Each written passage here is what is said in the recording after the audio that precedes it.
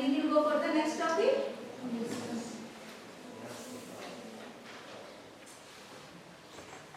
So types of inflation.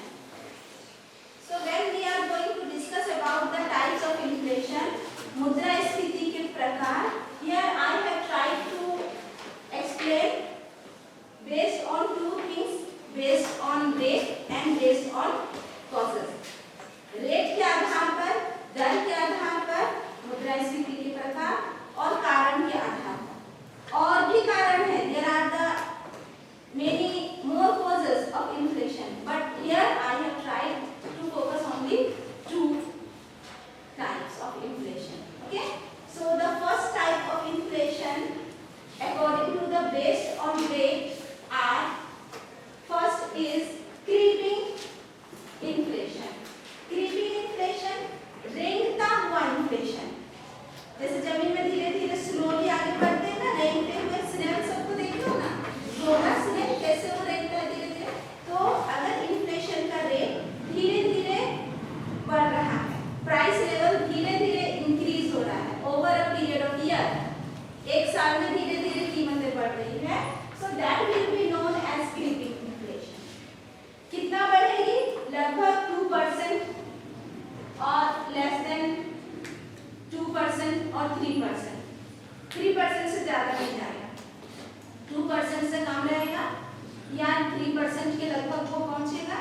इस हिसाब से हर साल कीमतें बढ़ रही है, that will be known as creeping inflation and it is good for the economy. Why it is good for the economy?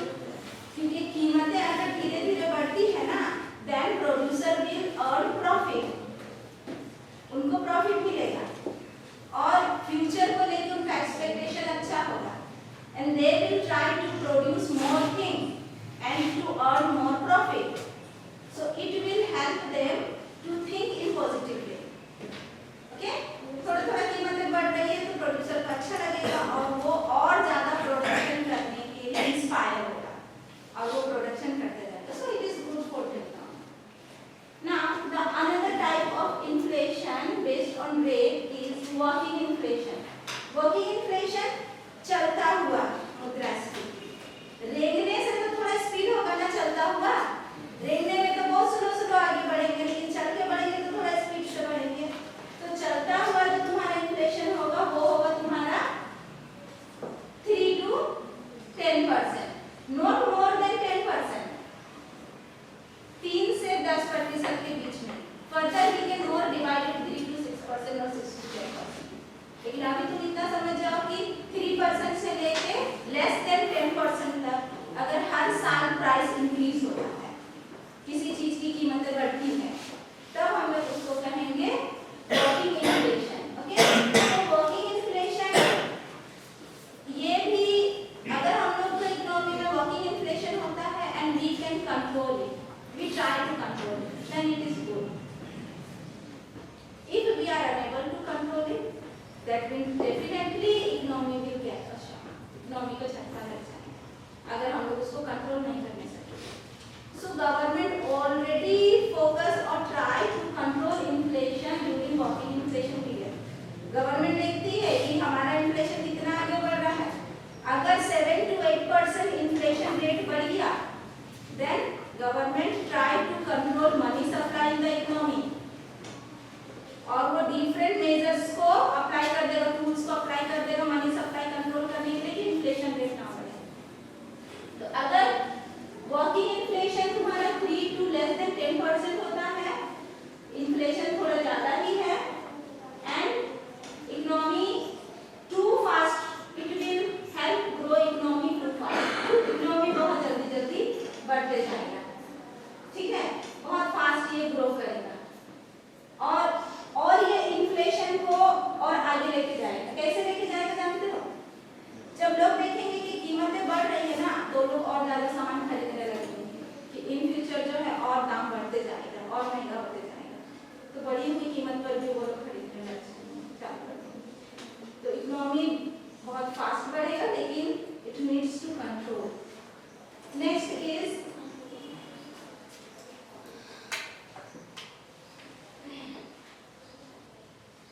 Galloping inflation.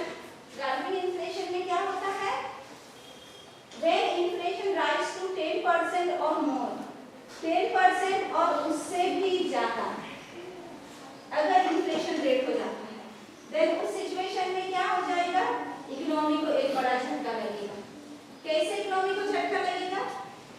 अभी मैंने थोड़ी देर पहले बताया कि इन्फ्लेशन मतलब क्या, वैल्यू ऑफ मनी कम हो रहा है और प्राइस लेवल बढ़ रहा है। तो इतना ज्यादा इन्फ्लेशन होने लगेगा तो वैल्यू ऑफ मनी बहुत स्पीडली नीचे गिरने लग जाएगा, वैल्यू घटते जाएगा और उससे बड़ा झटका तुम्हारा बिजनेस को लगेगा, इकोनॉमी को लगेगा और एम्प्लॉय इनकम को भी लगेगा, क्योंकि बहुत ज्यादा वेरिएशन हो जाएगा कॉस्ट और प्राइस में। कीमतें सबको बढ़ती जाएगी तो उसका प्रोडक्शन कॉस्ट भी बढ़ेगा, प्रोडक्शन कॉस्ट बढ़ेगा तो इसका इन्फ्लुएंस उसका प्राइस लेवल पर दिखने लगेगा। तो बहुत ज्यादा अनएक्सपेक्टेड सिचुएशंस क्रिएट होती जाएंगी जब तुम्हारा गल्फिंग इन्फ्लेशन हो। हाइपर इन्फ्लेशन तो और डेंजर है। हाइपर इन्फ्लेशन में क्या है, एकदम स्काई रॉकेट स्पीड से प्राइस लेवल बढ़ेगा, more than 50% in a month. इससे पहले हम लोग देख रहे थे कि इन्फ्लेशन जो है एक साल में कितना प्राइस लेवल इंक्रीज हो रहा है, बट हाइपर इन्फ्लेशन में क्या हो जाएगा, एक मंथ में during 1 month the price level will increase more than 50%। इतना ज्यादा रेट भागेगा, प्राइस भागेगा उसका, तो वो हो जाता है हाइपर इन्फ्लेशन। ये भी इकोनॉमी को एक बड़ा झटका देता है, शॉक। जनरली हाइपर इन्फ्लेशन कब क्रिएट होता है इकोनॉमी में, जब उस वो कंट्री वार में इन्वॉल्व होता है, विश्व युद्ध सब में इन्वॉल्व होता है और उस वार का खर्चा को, एक्सपेंडिचर को ठीक करने के लिए वो बहुत ज्यादा नोट छापता है। इतना ज्यादा नोट छाप देता है गवर्नमेंट ना कि इकोनॉमी में बहुत ज्यादा मनी सप्लाई हो जाता है, बहुत ज्यादा money supply, quantity of money economy में बहुत बढ़ जाता है। अगर इतना ज्यादा मनी सप्लाई हो जाएगा लेकिन उस हिसाब से तुम्हारा जो जीडीपी है वो नहीं बढ़ रहा है, that means again there will be the imbalance between aggregate demand and supply और इतना ज्यादा हाइपर इन्फ्लेशन। क्लियर है? So these are the types of inflation based on rate. Okay?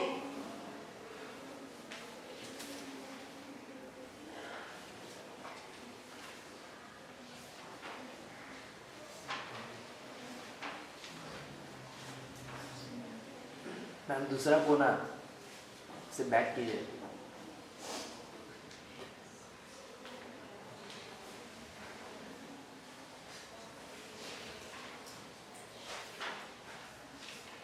So here you can see different pictures. These pictures indicate graph of different types of inflation. देखो ये creeping inflation है, इसमें inflation धीरे धीरे बढ़ रहा है, प्राइस लेवल ये वॉकिंग है, क्रीपिंग से थोड़ा स्पीड वॉकिंग में बढ़ रहा है, रनिंग में ये और थोड़ा सा स्पीड जा रहा है और हाइपर इन्फ्लेशन में तो वो स्काई रॉकेट के स्पीड बढ़ रहा है, बहुत ज्यादा कीमतें बढ़ रही है। ठीक है, तो ये हो गया तुम्हारा different types of inflation based on rate. So here now we are going to discuss about the type of inflation based on causes. Causes कारण के आधार पर types of inflation क्या होते हैं? So the first and important type of inflation based on causes is demand pull inflation. Demand pull inflation क्या है ये? I have already shared about it. You know it. Demand pull inflation means when there is increase in aggregate demand then aggregate supply. Aggregate demand ज्यादा हो जाएगा goods and services का according to its supply, तो demand pull inflation होगा। Demand pull, demand के चलते उसको pull कर रहा है, मांग के चलते उसको खींच रहा है, मांग प्रेरित, मुद्रास्फीति, मांग उसको प्रेरित कर रहा है।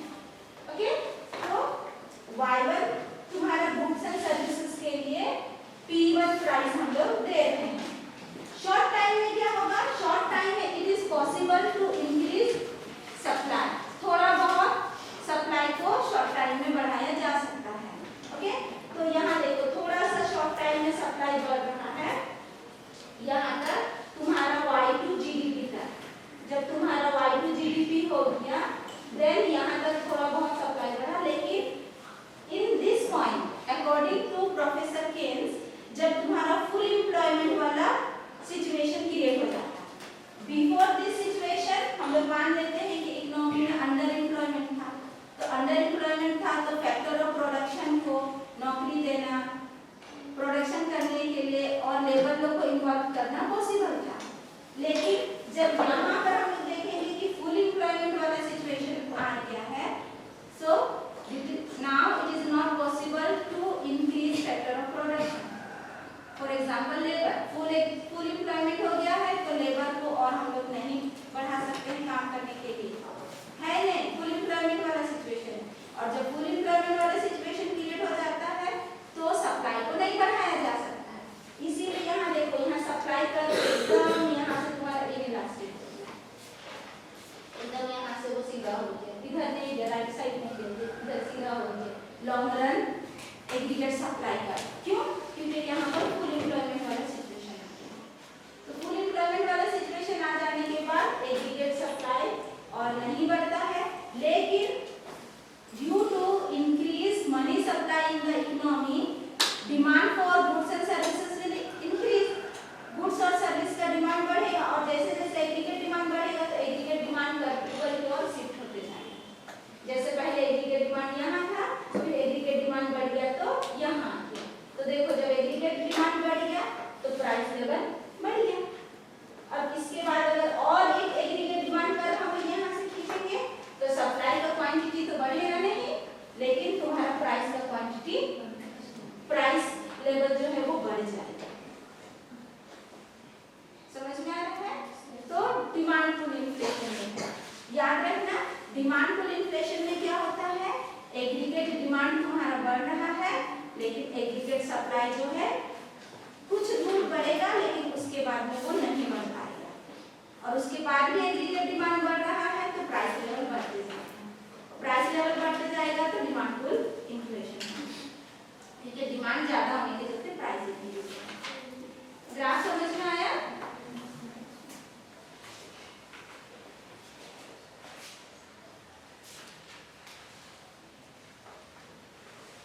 So another type of inflation based on causes is cost push inflation. Cost push inflation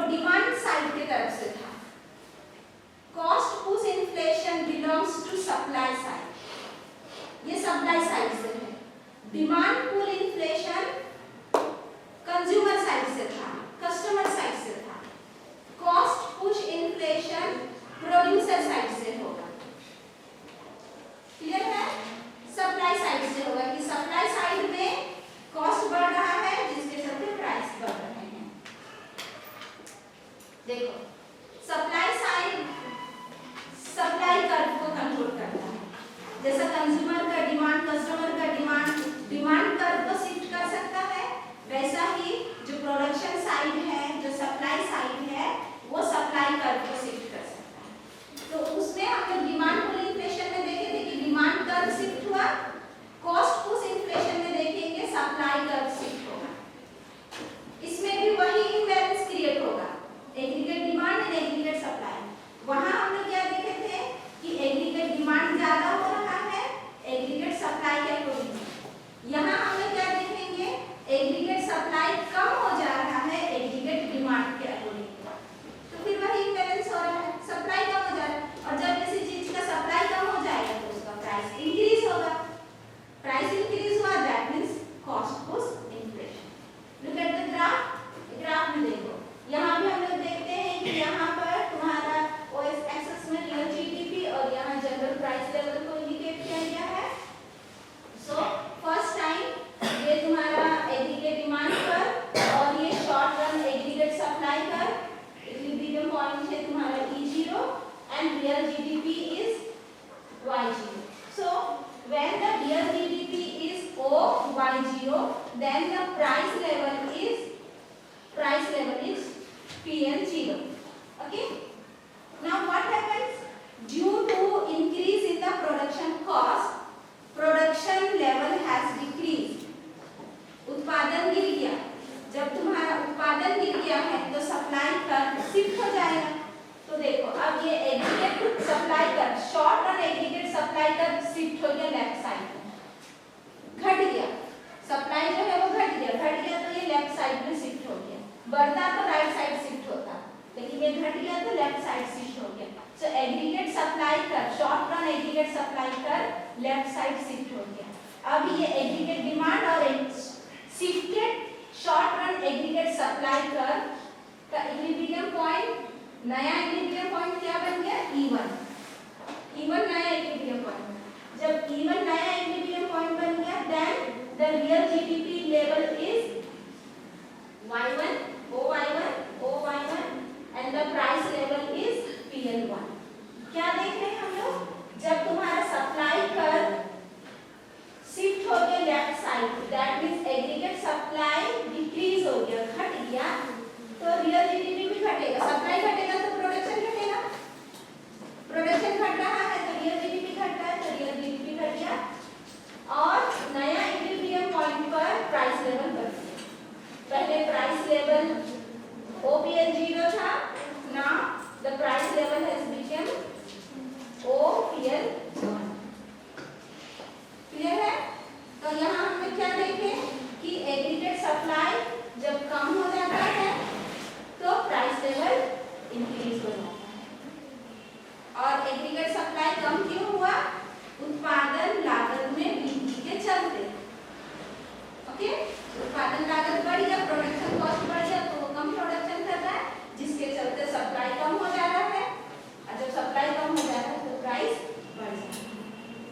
तो ये बन गया तुम्हारा कॉस्ट पुश इन्फ्लेशन। ग्राफ को समझने में कोई डाउट है? समझ में आ गया?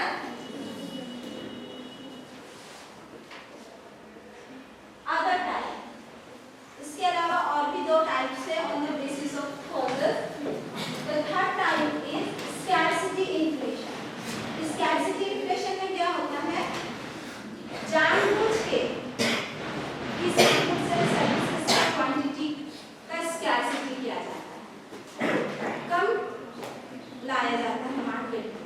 जैसा मार्केट में suppose that there is the oligopoly situation और मोनोपोली सिचुएशन सब अगर है तो सप्लायर क्या करता है? जानबूझ के नोइंगली, ठीक है, नोइंगली वो सप्लाई को कम कर देता है। Shortage of supply, they try to create shortage of supply in the market for that particular goods and commodity. जैसे तुम्हारा कुछ है, जैसा कुछ फूड ग्रेन्स हो सकते हैं, केरोसिन ऑयल वगैरह कुछ हो सकता है, जानबूझ के वो लोग उसको कम कर देगा, उसका शॉर्टेज करेगा, उसका सप्लाई को शॉर्टेज करेगा कि मार्केट में कम क्वांटिटी जाए। और जब मार्केट में कम क्वांटिटी जाएगा तो उसका प्राइस लेवल इंक्रीज हो जाएगा, उसका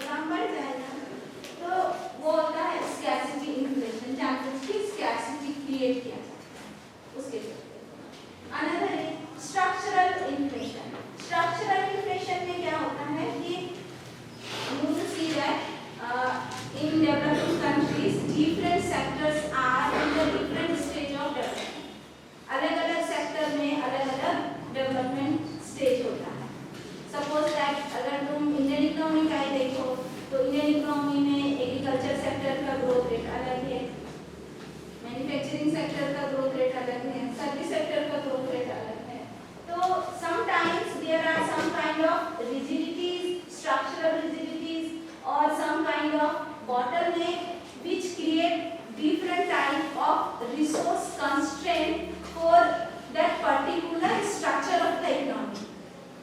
जैसे मान लो कि तुम्हारा एग्रीकल्चर सेक्टर है, एग्रीकल्चर सेक्टर में कुछ रिस्ट्रिक्शंस हैं, कुछ रिजिडिटीज हैं, जिसके चलते वहाँ पर डेवलपमेंट ठीक से नहीं हो पा रहा। फॉर एग्जाम्पल मान लो कि रूरल एरिया है और हम लोग बात करते हैं to use modern technique in agriculture process, तो मॉडर्न टेक्निक को यूज करने के लिए जरूरी है कि वहाँ के लोग उस मॉडर्न टेक्नोलॉजी को जाने और उसको इस्तेमाल करें।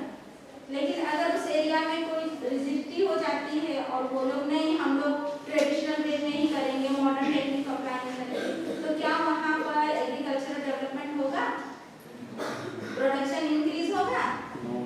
और जब वहाँ पर प्रोडक्शन इंक्रीज नहीं होगा तो क्या मार्केट में उसका सप्लाई इंक्रीज होगा? Then again what will happen? Demand उस चीज का ज्यादा रहेगा, लेकिन due to some kind of rigidity, due to some kind of bottlenecks, बाधा, रुकावट, वो सब के चलते उस पर्टिकुलर प्रोडक्ट का सप्लाई नहीं बढ़ पा रहा है, तो अगेन एग्रीगेट डिमांड के अकॉर्डिंग एग्रीगेट सप्लाई कम हो जाएगा और फिर प्राइस उसका हाई हो जाएगा। क्लियर है? तो इस तरह से